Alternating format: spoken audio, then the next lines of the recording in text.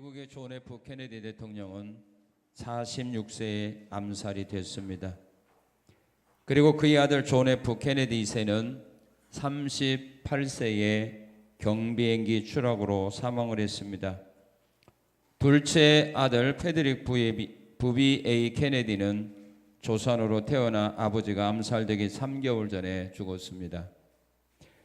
케네디 대통령의 동생 로버트 케네디는 42세에 암살이 됐고, 그의 아들 마이크 케네디는 39세에 스키를 타다가 나무에 머리를 부딪혀 사망하고 말았습니다.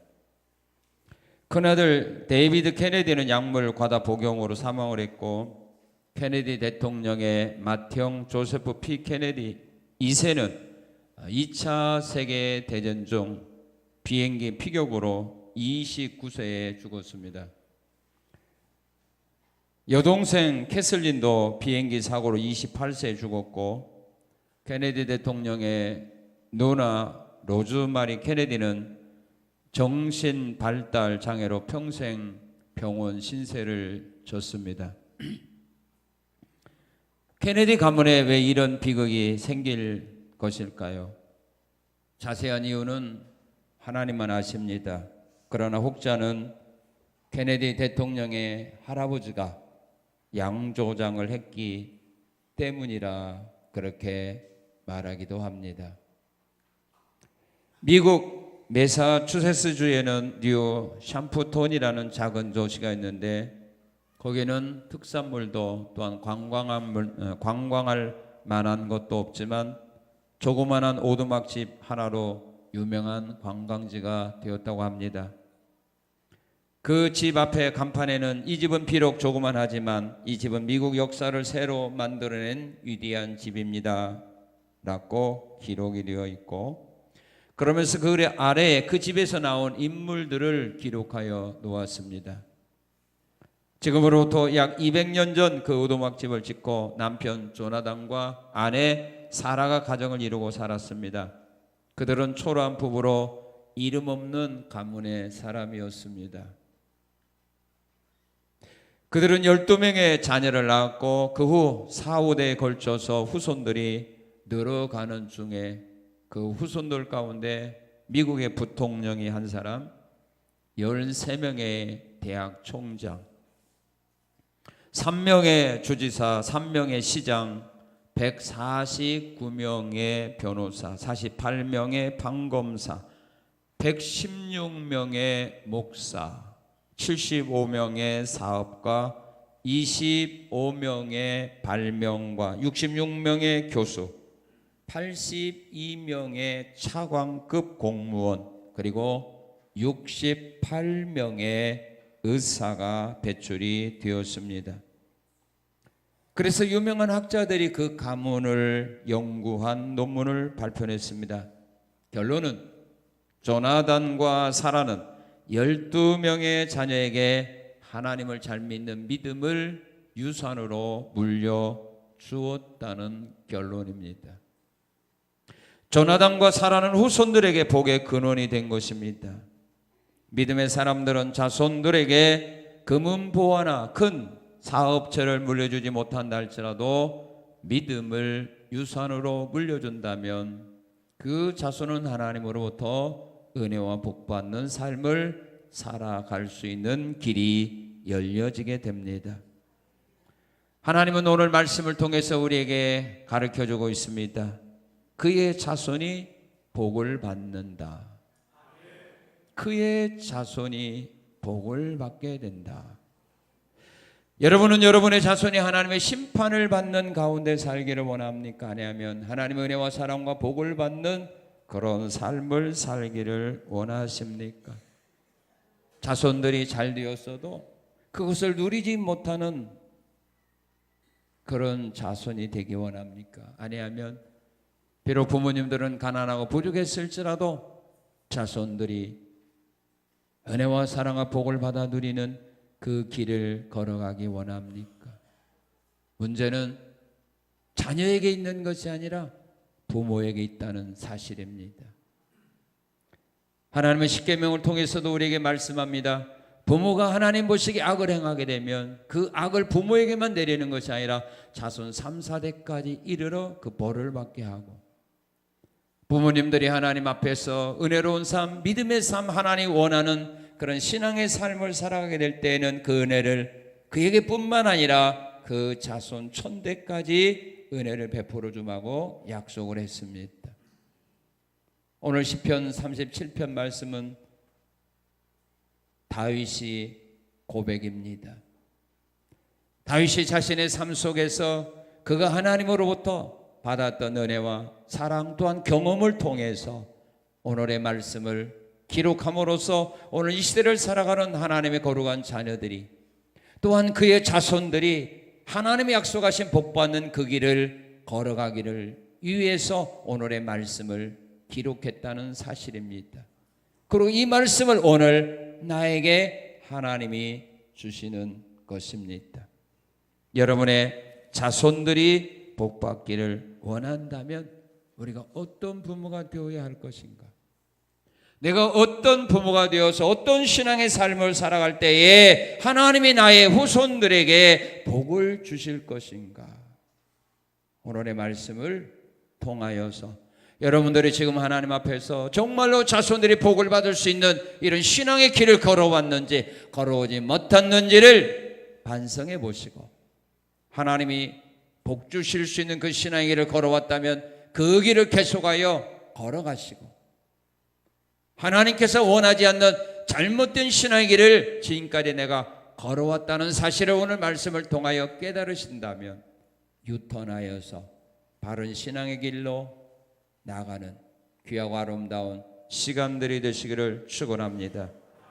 자, 하나님께서 복을 받게 하는 자의 자손이 있습니다. 어떤 자의 자손에게 복을 받게 하느냐? 하나님께서 원하는 믿음을 가지고 살아가는 자의 자손입니다. 하나님이 원하는 믿음을 가지고 살아가는 자손에게 하나님은 복을 주십니다. 여러분들이 신앙생활할 때 여러분들이 원하는 신앙생활이 아니라, 사람들이 원하는 신앙생활이 아니라 우리 하나님이 원하는 신앙의 길을 걸어갈 때에 하나님은 여러분들의 자손들에게 복을 주신다 약속한 겁니다. 믿음 가운데는 하나님이 원하는 믿음이 있고 하나님이 원치 않는 믿음이 있습니다. 하나님이 칭찬하는 믿음이 있는가 하면 하나님 화내는 믿음도 있습니다. 우리 하나님께서 은혜와 사랑과 복을 주는 믿음도 있는가 하면은 심판하는 믿음도 있습니다. 여러분과 여러분 자손들이 하나님의 복을 받는 그 믿음은 어떤 믿음이냐? 바로 이런 믿음입니다.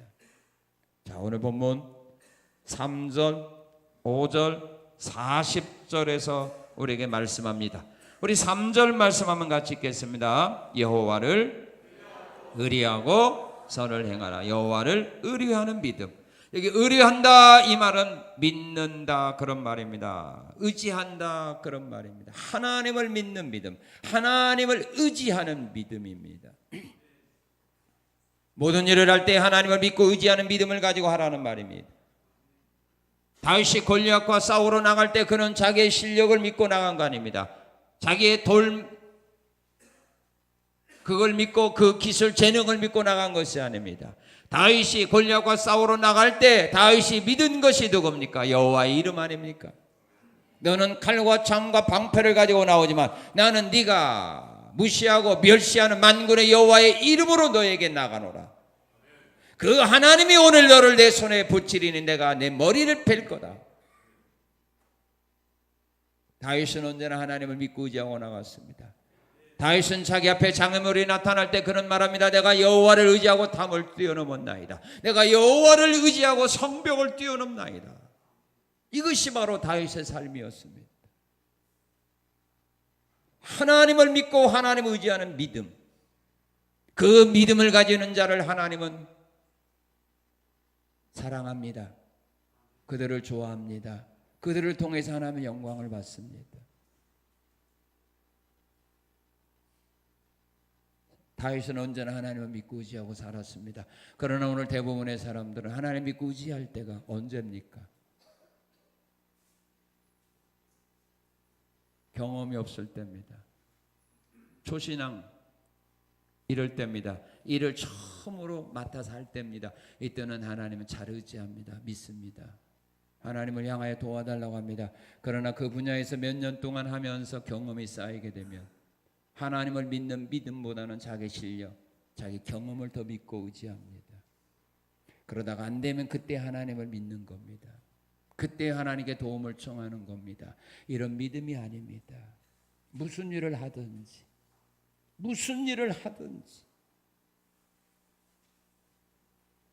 하나님을 의뢰하는 믿음으로 하라는 말입니다. 여기 다윗은 3절에서 선을 행하는 것도 자기 이름으로 하지 말고 여호와를 의지하는 믿음으로 하라 이 말입니다.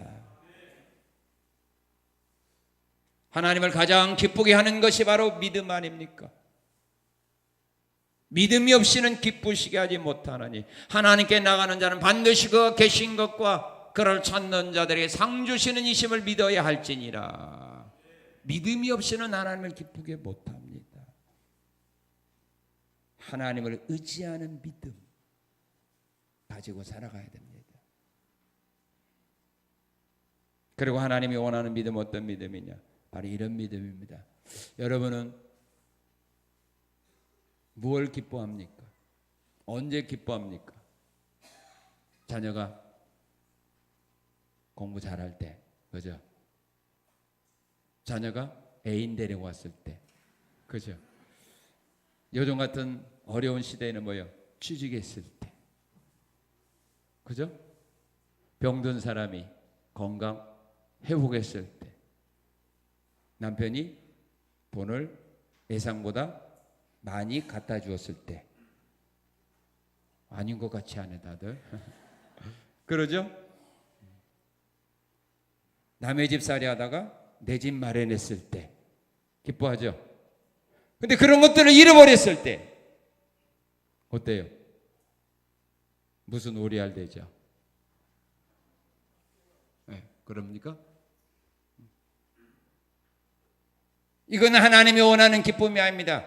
이건 하나님이 원하는 믿음이 아닙니다. 이건 세상의 모든 사람도 다 가지고 살아가는 이런 삶입니다. 이런 우리의 삶을 통하여 하나님을 기쁘고 즐겁게 할 수는 없습니다.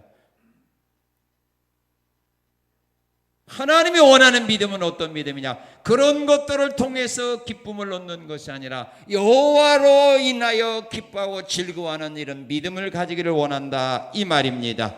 오늘 우리 본문 4절 한번 같이 읽겠습니다. 4절 시작. 여호와를 기뻐하라 이 말입니다. 돈을 기뻐하라가 아니라, 집을 기뻐하라가 아니라, 부동산을 기뻐하라가 아니라 누구를 기뻐하라? 여호와를 기뻐하라. 여호와를 기뻐하라. 하나님으로 인하여 기뻐하고 즐겁게 살아가라 이 말입니다. 오늘 이런 믿음을 우리가 가지기를 원하고 있다는 말입니다. 정말로 이런 믿음을 가지고 살아가는 사람이 있습니다. 바로 그분이 하박국입니다. 밭에 소출이 없어도, 나무에 열매가 맺지 않아도, 외양간에 소가 없어도, 우리의 양이 없어도 나는 여호와로 인하여 기뻐하고 즐거워하리로다. 믿습니까? 바로 이런 믿음을 하박국 선지자만 가지고 살아가는 것이 아니라 오늘 우리가 이런 믿음을 가지고 하나님 앞에서 살기를 원하고 있다 이 말입니다. 왜 우리가 하나님을 인하여 기뻐하고 즐거워해야 됩니까? 요엘 선지자는 이스라엘 민족들에 가서 선포합니다. 너희는 여호와로 인하여 기뻐하고 즐거워하라. 하나님이 너희를 위하여 이른 및 늦은 몇 복을 주실 거다. 너희는 여호와로 인하여 기뻐하고 즐거워하라. 하나님이 너희의 마당에 곡식으로 가득가득 채워지게 할 거다. 너희는 여호와로 인하여 기뻐하고 즐거워하라. 포도주가 독에 가득하게 채워주고 창고가 가득가득 채워주고, 너희가 손해본 횟수대로 흉년 들어서 너희가 농사하고 너희가 과일을 제대로 얻지 못한 그 횟수대로, 손해본 횟수대로 하나님이 계산해서 너희에게 갚아주실 거니 여호와로 인하여 기뻐하고 즐거워하라. 나에게 베풀어 주신 은혜와 사랑과 복을 바라보면서 기뻐하고 즐거워하라 이 말입니다. 하나님이 주실 은혜와 사랑과 복을 바라보면서 그 은혜와 사랑과 복을 주실 하나님으로 인하여 기뻐하고 즐겁게 살아갈 것을 하나님은 원하는 겁니다. 하나님이 주신 복을 인하여 기뻐하고 즐거워하지 말고 이 은혜와 복을 주시는 하나님으로 인하여 기뻐하고 즐거워하라 이 말입니다.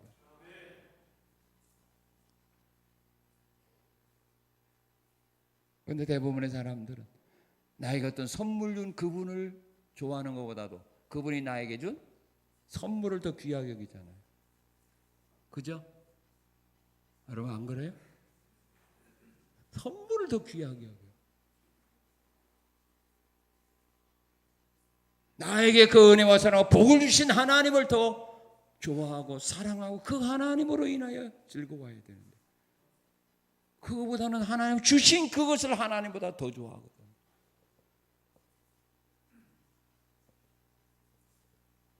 만약 오늘 여러분에게 어떤 사람 나하고 어디에서 만나자 그럼 내가 1억 주겠다 그런 제안이 왔어, 문자가 왔어.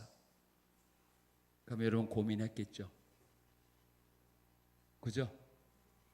오늘 아마 한 사람도 안 왔을지도 모르는데 참 그런 사람 없어서 다행이지.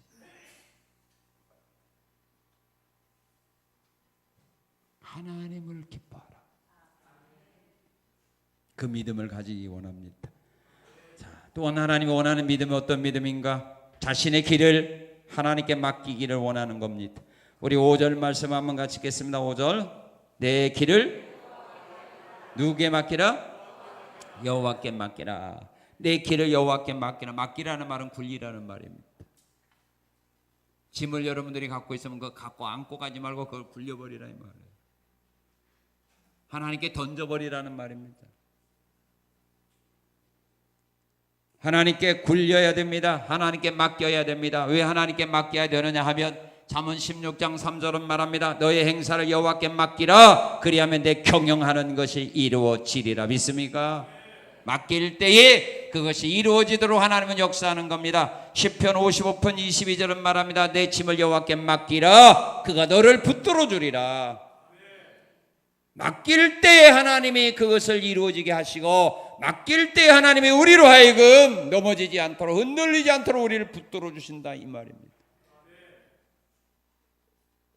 주님도 말씀했죠. 수고하고 무거운 짐 내게 갖고 와라. 내가 너희를 괴롭히리라. 그랬어요? 쉬게 하리라. 왜 쉬게 해요? 내가 일을 할 거니 너는 쉬으라. 이 대신 내가 이 일을 해결해 줄 거니 내 안에서 좀 쉬으라. 왜? 지금까지 그것 때문에 고민하고 어려워했으니 지쳐 있으니 이제 내가 대신 해결해 줄 거니 내 안에서 쉬고 있으라. 그 말입니다.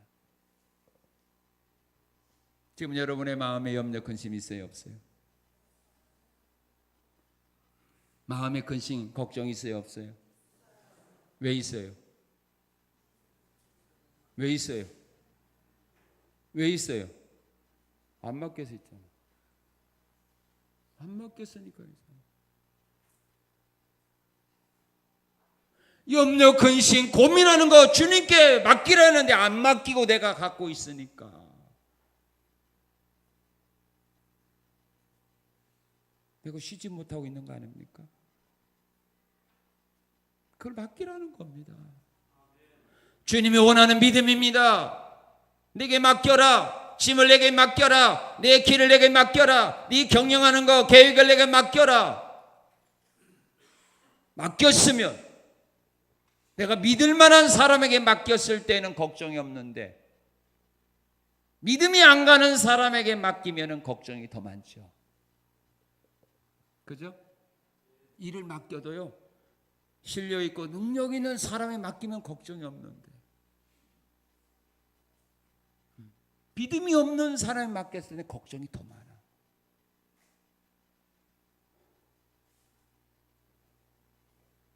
여러분은 기도한 후에 걱정이 더 많아요? 기도한 후에 걱정이 없어요? 뭐 대답을 안 해요? 기도로 하나님께 맡긴 후에 걱정이 더 많아요? 기도한 후에 걱정이 하나도 없어요? 그렇지 않으면 똑같아요.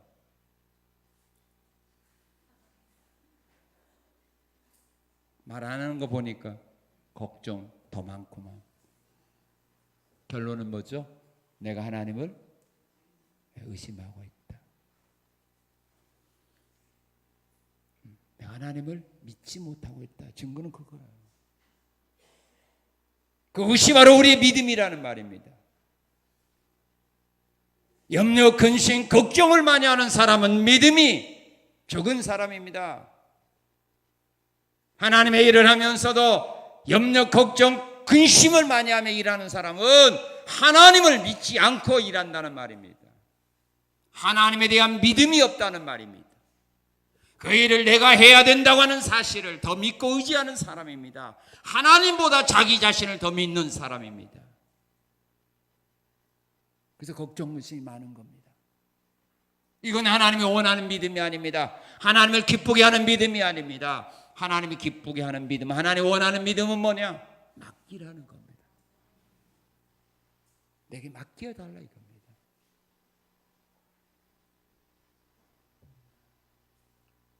그리고 맡겼으면 어떻게 해야 돼요? 7절 시작. 다시요 시작. 예, 여호와 앞에서 잠잠히 참고 기다리는 믿음입니다. 하나님이 맡겼으면 좀 기다려봐라. 기다려봐라. 내가 일할 때까지 인내를 가지고 좀 기다려봐라. 예, 밭에 씨를 똑같은 땅에 똑같은 씨를 뿌리는데도요, 싹나는 거 보니까요 좀 차이가 있더라고요. 어떤 싹은 빨리 나오는데 어떤 싹은 잘 안 나와요. 늦게 나온다고 해서 나오나게 해쳐보세요. 그건 완전히 죽는 거 아닙니까? 근데 조금 기다려 보니까 싹이 올라와요. 그래서 인내가 필요한 겁니다. 하나님께 맡겼으면 내가 원하는 때에 싹이 안 나온다고 할지라도 조금만 더 참고 기다려보라 이 말입니다. 성령의 열매 가운데 인내하는 열매 아닙니까?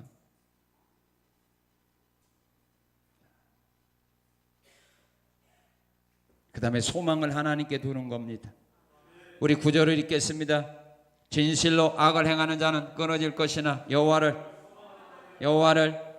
소망하는 자는, 우리 34절 읽겠습니다. 여호와를 바라고 그 도를 지키라. 그리하면 내가 땅을 차지하리라. 하나님께 소망을 두는 겁니다. 하나님께 소망을 두는 걸 하나님은 원하는 겁니다.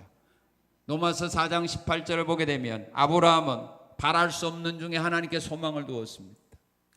바랄 수 없는 중에 하나님을 믿고 바라볼 때 하나님은 그로 하여금 그가 바라본 대로 소망한 대로 믿은 대로 아이를 낳도록 하나님 복을 주셨다 이 말입니다. 시편 145편 15절 16절에 보게 되면 주를 앙망하는 자에게 때를 따라 먹을 것을 주신다고 말했습니다. 하나님을 바라보며 사십시오. 하나님께 소망을 두고 사시기를 바랍니다. 로마서 9장도 말합니다. 우리가 구원받는 것은 소망으로 구원받는 겁니다. 천국에 대한 소망이 우리로 하여금 힘들고 어려운 일이 있어도 그 모든 어려움을 극복하고 헤치고 앞으로 나가게 하는 거 아닙니까? 핍박받는 가운데서도 넘어지지 않도록 우리를 붙들어 주는 것이 바로 뭡니까? 소망 아닙니까? 천국에 대한 소망이 아닙니까? 소망이 있는 사람은 넘어져도 다시 일어납니다. 그러나 소망이 없는 사람은 한번 넘어지면 그걸로 끝납니다. 소망을 누구에게 두느냐? 하나님께 두라는 말입니다. 사람에게 두지 말고 하나님께 소망을 두고 살아가라 이 말입니다. 그러면 하나님이 그들에게 필요한 것을 주시겠다 이 말입니다. 그들의 소망을 하나님이 이루어 주겠다는 말입니다. 사람에게 소망을 두면요, 그 사람이 나를 실망하게 합니다.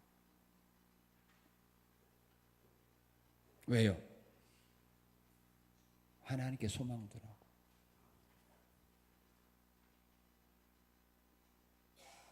그리고 하나님 원하는 믿음은 말씀을 마음에 새기고 지키는 믿음입니다. 자, 우리 31절을 한번 같이 읽겠습니다. 31절 시작. 그의 마음에는 하나님의 법이 있으니 그의 걸음은 실족함이 없으리로다. 34절 여호와를 바라고 그 도를 지키라. 그리하면 내가 땅을 차지하실 것이라. 하나님의 말씀을 마음에 새기고 지키는 믿음입니다. 이런 믿음을 가진 자에게 하나님은 은혜와 복을 주고 그 자손들에게 은혜와 복을 줍니다. 자기 멋대로 신앙생활을 하는 것이 아니라 마음에 말씀을 새기고 말씀이 명한 대로 신앙생활하기를 하나님은 원하는 겁니다. 모세가 죽은 후에 이스라엘의 지도자가 된 여호수아에게 하나님은 찾아와서 여호수아에게 말합니다. 모세의 율법을 네가 지켜 행하라. 좌우로 치우치지 말고 지켜 행하기만 하라. 그리하면 내 길을 평탄하게 하고 내 길을 형통하게 할 거다. 내가 너와 함께 할 거다. 내가 너를 버리는 일도, 내가 너를 떠나가는 일도 없을 거다. 이 세상에서 너를 능히 당할 자 없는 강한 자로 내가 너를 만들어 줄 거니 말씀에서 좌우로 치우치지 말고 그대로 따라가거라. 이것이 오늘 하나님께서 우리에게 원하는 믿음입니다.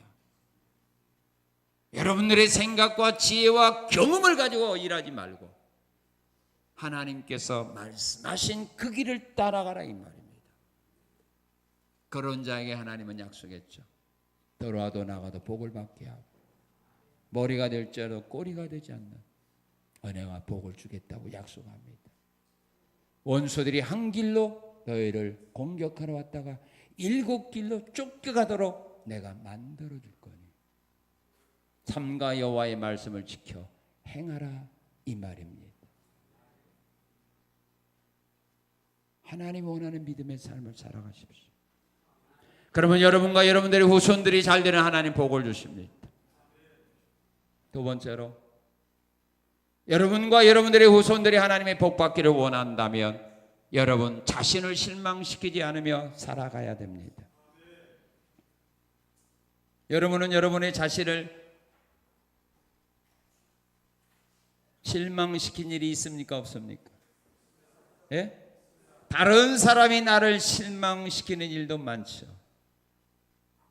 남편이 나를 실망시키는 일도 많고 아내가 나를 실망시키는 일도 많고 부모가 나를 실망시키는 일도 자녀가 나를 실망시키는 일도 친구가 나를 실망시키는 일도 많이 있어요. 그러나 내 자신이 나를 실망시키는 일도 많아요. 그래서 자기 자신에게 실망하는 사람이 많죠. 자기 자신에게 실망하지 않은 사람은 낙심의 자리에서 절망의 자리에서 일어나지 못합니다. 자기가 자기 자신에게 실망한 그런 일들 때문에 결국 하나밖에 없는 자기 생명을 스스로 포기하는 거 아닙니까?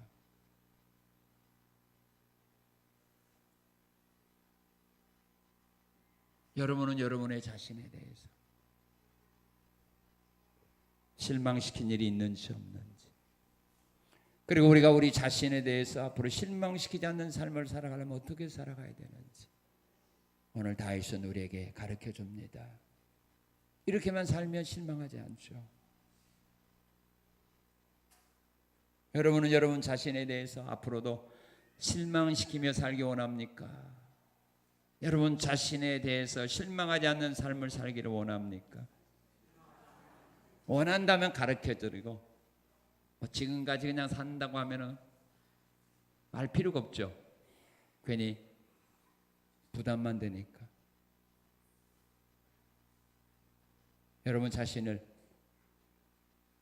여러분 자신에게 실망 당하지 않으며 살기 원하신다고 했지요? 뭐 대답이 시원찮아. 이쪽 동네는 그냥 괜찮은가 보죠? 여러분 자신을 실망시키지 않으며 살기 원합니까? 그럼 어떻게 살아가? 이렇게 살아가십시오. 오늘 하나님 우리에게 가르쳐 줍니다. 어떻게 살아가야 되느냐 하면 우리 6절 한번 읽겠습니다. 6절 30절인데 6절만 읽겠습니다. 시작. 내 의를 빛같이 나타내며 살아가라. 그렇게 말합니다. 30절에만 의인의 입은 지혜롭다고 말합니다. 의롭게 살아가야 됩니다. 의롭게 살아가게 되면 우리는 우리 자신에 대해서 절대로 실망하지 않습니다. 하나님이 우리에게 원하는 것도 바로 정직하게 행하며 공의를 실천하며 마음의 진실을 말하며 살아가는 것을 하나님은 원하고 계십니다. 미가서 6장 8절에 보게 되면 하나님이 구하는 것은 정의를 행하는 것입니다. 신명기 16장 20절에 보게 되면 너는 마땅히 공의만 따르라. 그리하면 내가 살고 하나님께서 주시는 땅을 네가 차지할 거라. 그렇게 말합니다. 의롭게 살아가는 겁니다. 내가 의롭게 살아갔는데 내가 성실하게 정직하게 살아갔는데 여러분 자신에게 실망합니까? 의롭게 살아왔는데 자기 자신을 향해 바보라고 말합니까? 그런 사람 없습니다. 의롭게 살아가면 다른 사람은 나를 바보라 할지 몰랄지라도 나는 내 자신에 대해서 실망을 하지 않습니다. 그리고 하나님도 이렇게 살아가는 나를 보고 하나님이 나에게 바보라고 말하지 않습니다. 미련하다고 말하지 않습니다. 너 세상 지금 잘못 살아오고 있다고 그렇게 말하지 않습니다. 내가 내 자신에게 실망하지 아니하려면 이렇게 살면 됩니다. 자, 우리 8절 한번 읽겠습니다. 8절 시작.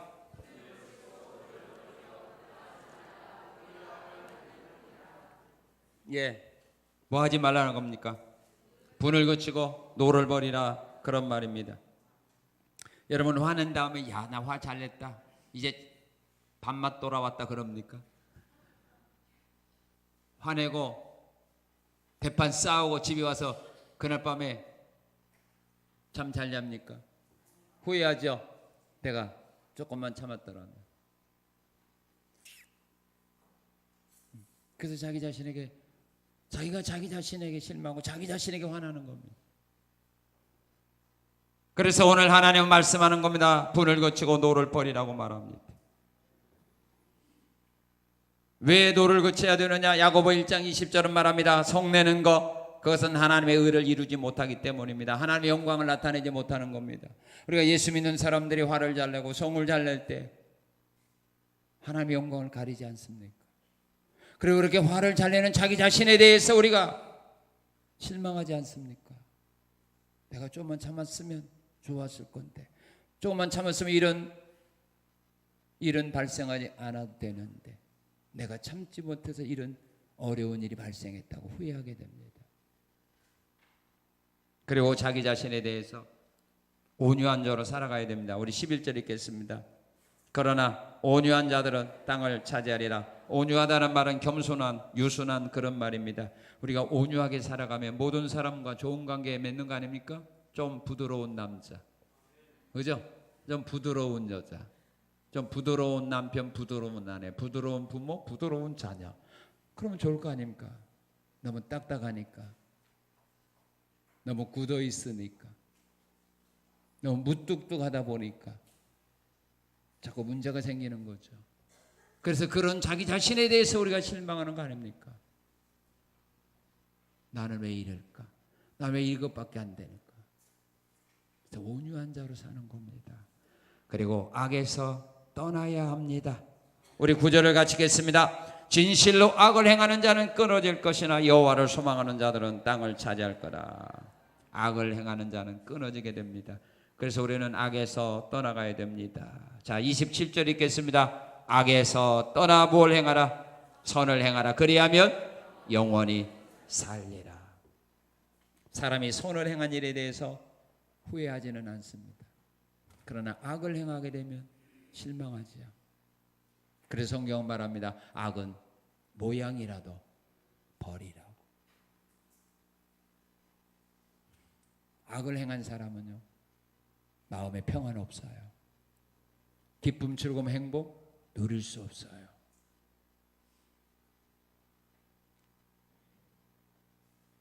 자기 자신을 실망시키지 않기 위해서 오늘 하나님은 말씀합니다. 의롭게 살아가라고, 분을 그치고 노를 버리라고, 부드럽게 살아가라고, 악에서 떠나가라고. 그리고 우리는 또한 이 세상을 나 혼자 살아갈 수 없습니다. 무인도에서 혼자 살아가면 내 멋대로 살아가도 됩니다. 그러나 우리는 함께 살아가야 됩니다. 이웃과 함께 우리는 살아가야 됩니다. 그래서 우리는 사람과의 관계에서 우리는 나쁜 관계를 맺지 말고 좋은 관계를 유지하며 살아가야 됩니다.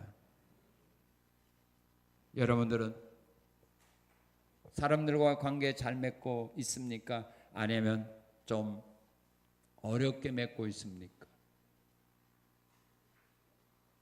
잘 맺고 계세요? 그러면 앞으로 잘 맺기를 원합니까? 이 집 동네는 말 안 하기로 작정했나 봐. 도저로. 사람과 사람과의 관계에서 좋은 관계 맺으며 앞으로 남아있는 삶을 살기를 원하십니까? 자, 그러면 이렇게 사시면 돼요. 어떻게 살아가느냐?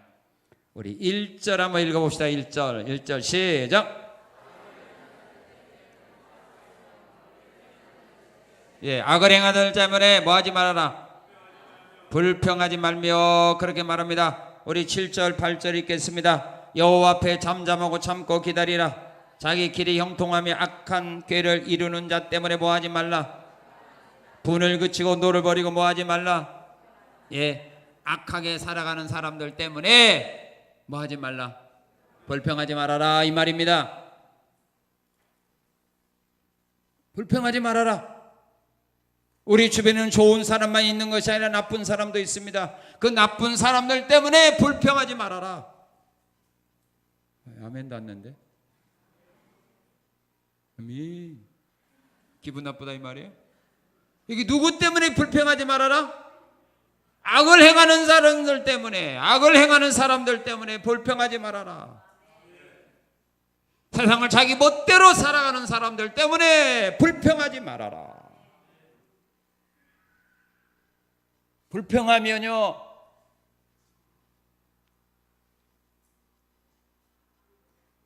내 주변에 있는 사람과 좋은 관계 유지할 수가 없어요. 세상에서 불평하는 사람을 좋아하는 사람은 없어요. 불평하는 사람 만나서 행복함을 누리는 사람 없어요. 불평하는 사람을 만나게 되고 불평하는 말을 듣게 되면 그 마음에 있는 기쁨, 즐거움, 감사 잃어버리고 만다 이 말이에요. 그래서 그 사람들은 만나기를 싫어하는 겁니다. 그리고 그들이 입을 열 때에 두려움이 있는 겁니다. 또 무슨 불평이 나올까? 또 무슨 불평이 나올까? 이런 사람이 되면은 이웃과의 관계 절대로 좋은 관계 유지할 수 없다 이 말이에요. 그래서 성경은 말하는 겁니다. 그들이 비록 악을 행하고 그들이 비록 죄악을 행한다 할지라도 그들 때문에 뭐하지 말아라. 불평하지 말아라. 불평하지 말아라. 불평하면요 칭찬받지 못해요. 마태복음 20장에 보면 아침 일찍부터 늦게까지 포도원에서 열심히 일하고 일당 받는 사람 불평했죠. 왜 1시간 일하는 사람과 하루 종일 일한 나와 똑같이 돈을 줍니까? 불평하다가 주인한테 책망만 듣고 쫓겨나지 않았어요. 내 것 가지고 내 마음대로 하는 네가 무슨 상관이냐 이 말이에요. 네 거나 가지고 가라 이 말이에요. 하루 종일 일해놓고 1시간 일한 사람은 칭찬받았는데 하루 종일 일해놓고도 칭찬받지 못하고 오히려 꾸중만 듣고 책망만 지고 쫓겨나 버렸어요. 다음에 그 사람 부를까요? 안 불러요. 안 불러요. 누가 불러요? 일해놓고도 불평하면요 욕먹고 쫓겨나요. 그래서 성경은 말하는 겁니다. 뭐 하지 말아라. 불평하지 말아라. 불평하지 말아라. 이스라엘 민족이 가나안 땅에 왜 들어가지 못했어요? 불평하다가 10명의 정탐꾼 말 듣고 불평하다가 땅을 기업으로 못 받은 거예요. 불평하지 마세요. 자, 그 다음에 뭐 하지 말아야 돼요? 1절 뭐 하지 마요? 시기하지 말아라. 시기 질투하지 말라 이 말입니다. 시기는요 어리석은 자가 어리석은 자를 멸한다 그렇게 말합니다.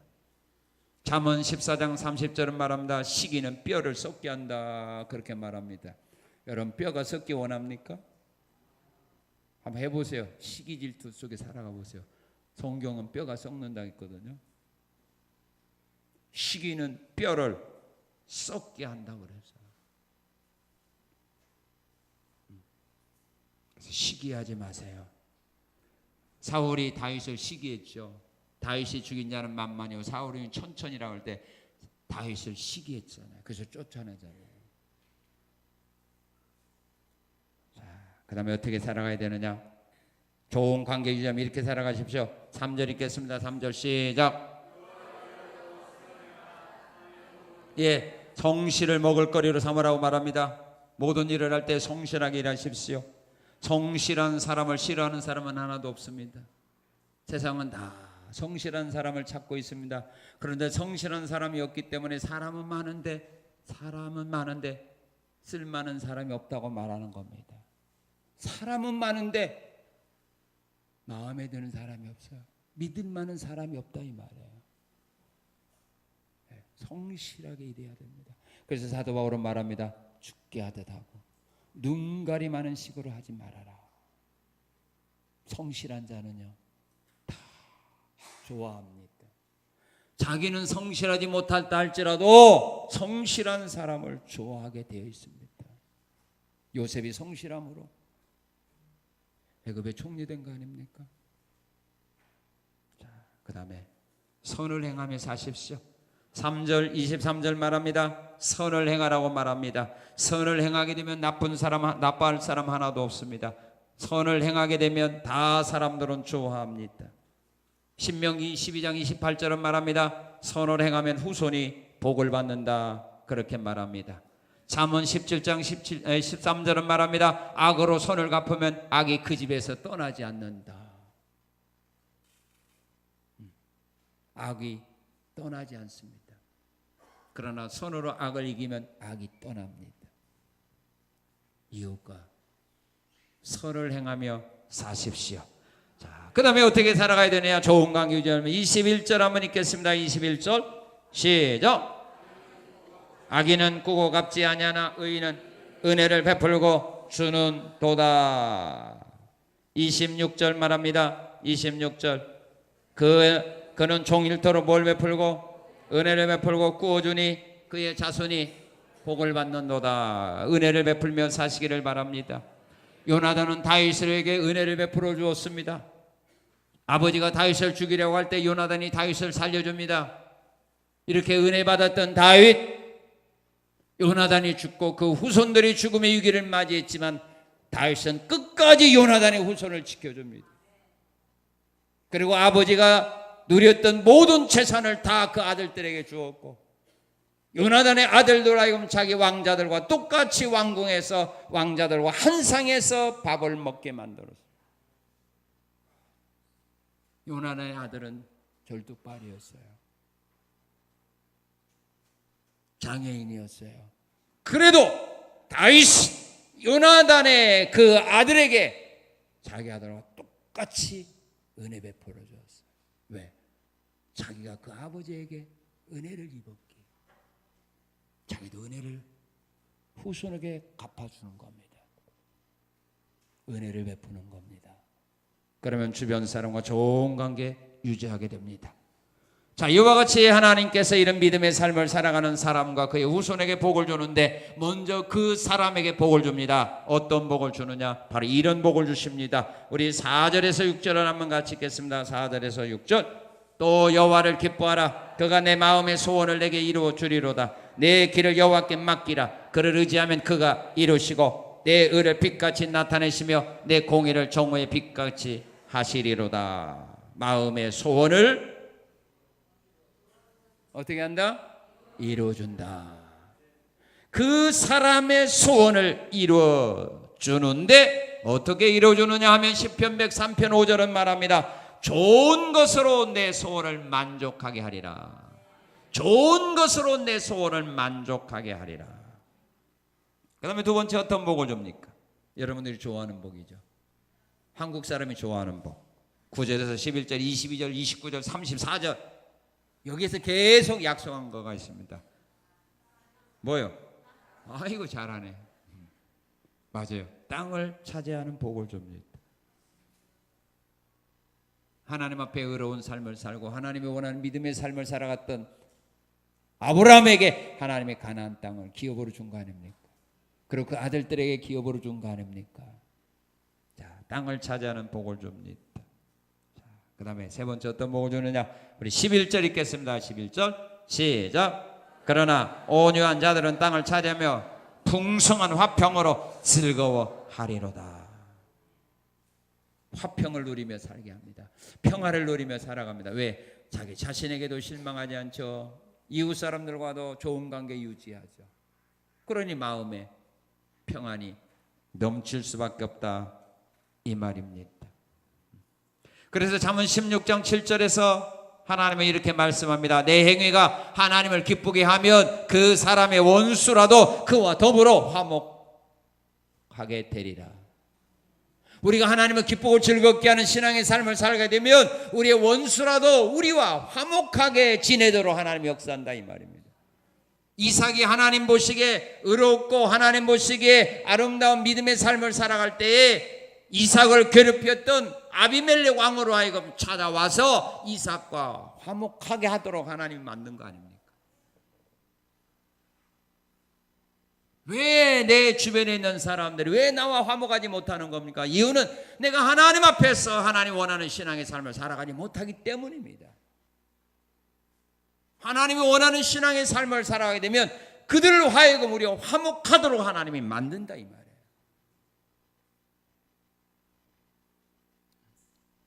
주변 사람에게 우리가 비난받고 조롱받고 욕먹는 이유는 뭐냐? 하나님 앞에서 내가 하나님 원하는 신앙의 삶을 살지 못하고 있기 때문인 겁니다. 바로 서신다면 그들과 우리는 화목하게 될 날이 오게 되어 있습니다. 그러므로 주변에서 여러분들 욕하고 핍박하는 사람 욕하지 마세요. 자격이 없어요. 내가 심은 대로 열매를 지금 내가 거두는데 그들을 비난하고 욕하지 말라 이 말입니다. 여러분 자신이 하나님 앞에서 바른 신앙의 길로 돌아서라 이 말입니다. 그러면 그들과 더불어 화목하도록 하나님이 만들어주겠다 이 말입니다. 기도한다고 이건 안 됩니다.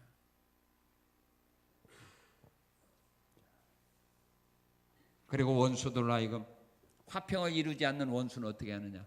하나님께서 무너뜨려 버립니다. 자, 어떻게 무너뜨리는가? 자, 우리 12절 15절 읽어봅시다. 12절에 15절 시작. 악인이 의인치기를 꾀하고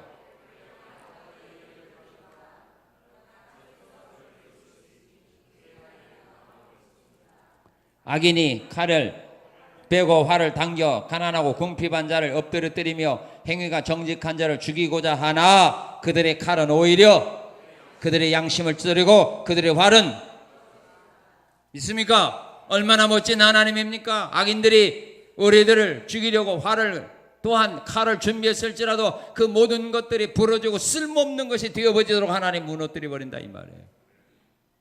원수들을 무너뜨려 버립니다. 32절, 33절, 35절, 36절에 보아도 마찬가지입니다. 원수의 세력들이 아무리 강하다 할지라도 그들의 세력들이 결국 하나님은 무너뜨려 버리는 겁니다. 그리고 그들에게 하나님이 주시는 복이 있는데 어떤 복입니까? 17절, 28절, 31절에 보게 되면 하나님이 그들은 붙들어 주십니다. 믿습니까?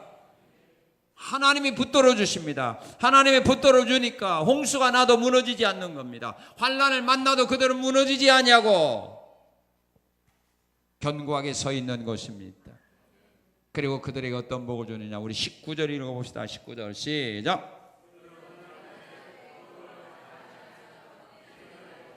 환난 날에도 부끄러움을 당하지 아니하고 기근의 날에도 뭐 할 거다? 기근의 날에도 풍족할 거다. 믿습니까? 기근의 날에도 경제가 어려워도 그들은 풍족하게 해준다 이 말입니다. 이삭은 흉년 가운데서도 100배의 결실로 오히려 흉년을 만들 때 이삭은 하나님의 복을 받아 부자가 됩니다. 그게 하나님의 능력 아닙니까? 기근의 날에도 풍족하게 할 거다. 흉년 중에도 100배의 열매를 거두게 할 거다. 이게 하나님 믿는 거 아닙니까? 이게 말씀의 능력을 믿는 사람 아닙니까? 우리 하나님 믿을 때, 말씀 믿을 때 환경에 지배받으며 믿지 마십시오. 초월해서 역사하시는 하나님의 능력을 믿어야 합니다. 환난을 만나도 부끄럽지 않게 해주고 기근의 날에도 풍족하게 해줄 거다. 그리고 39절 40절에 보게 되면 환난 날의 요새가 되시고 원수들의 손에서 구원해 주십니다. 환난을 만날 때 하나님 나의 피난처가 되어 주십니다. 보호자가 되어 주십니다. 그리고 나를 구원해 주십니다. 이런 은혜를 주시고 그 다음에 그 후손들에게 하나님이 주시는 복입니다.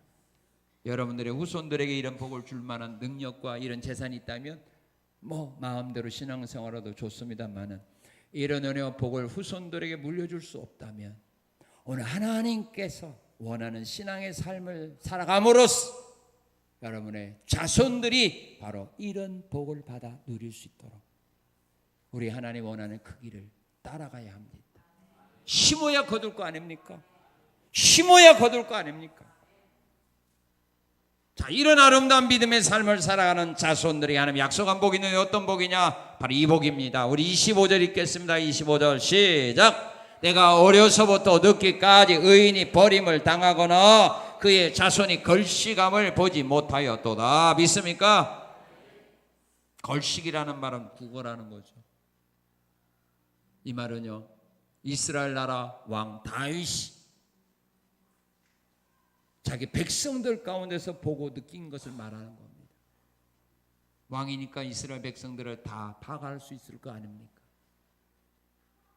내가 지금까지 지켜보았지만 의인들이 하나님께 버림당하거나 의인들의 후손들이 구걸하며 살아가는 건 내가 본 일이 없다.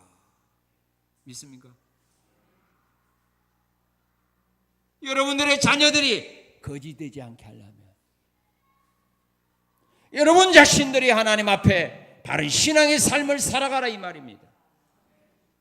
그러면 여러분들의 후손들로 하여금 절대로 구걸하는 삶을 살아가지 아니하도록 만들어주겠다는 말입니다.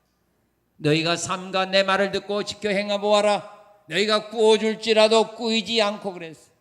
위에 있을지라도 밑에 있지 않고 머리 들지라도 꼬리 되지 않도록 내가 복을 주마.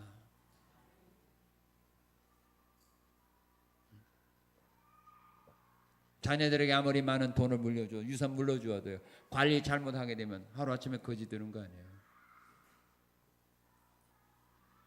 하나님 한번 훅 불어버리면 끝나는 거 아닙니까? 자문에 말한 대로 하나님께서 재물에 날개를 붙여주니까 다 날아가 버리잖아요. 있다고 누리며 살아가는 거 아닙니다. 하나님이 불어버리면 끝나는 겁니다. 구걸하게 하면 그런 인생에서 벗어날 수 없는 겁니다. 이것을 우리 부모들이 자신들 자손들에게 책임질 수 없는 겁니다. 이건 오직 하나님만 가능한 일입니다. 그런데 우리 하나님은 약속하신 겁니다. 너희가 내가 원하는 믿음의 삶을 살아간다면, 의인의 삶을 살아간다면 네 후손들이 절대로 구걸하는 일이 없도록 내가 책임지고 인도해 주겠다 이 말입니다. 그리고 그들의 후손들에게 시편 25편 13절에 보게 되면 땅을 상속받게 합니다. 112편 1절 3절에 보게 되면 여호와를 경외하는 자의 후손들이 이 땅에 살아갈 때 부와 재물이 그 집에 있도록 만들어주겠다고 약속합니다. 그리고 시편 102편 28절에 보게 되면 그 후손들, 주의 종들의 후손은 주 앞에 주님 앞에 안전히 거하게 하겠다 그렇게 약속했습니다. 주의 종들의 자손은 항상 안전히 거주한다 그랬습니다.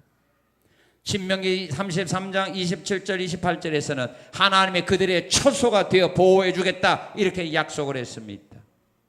안전하게 거하도록 하나님 보호해 줍니다. 그리고 주 앞에 굳게 서게 합니다. 신앙의 유산을 받아서 지속적으로 신앙생활을 하도록 하나님 앞에서 굳센 믿음의 삶을 살아가도록 하나님이 그 자손들에게 믿음의 복을 주겠다 이 말입니다. 그리고 하나님은 그들에게 땅에서 강성한 자가 되도록 은혜와 복을 주겠다고 약속합니다. 강한 자가 되게 합니다. 시편 112편 1절 2절에 보게 되면 여호와를 경외하며 그 말씀을 지켜 행하는 자들은 이 땅에서 강성한 자가 되게 해주겠다 이 말입니다. 약한 자가 아니라 강한 자가 되는 복을 주십니다.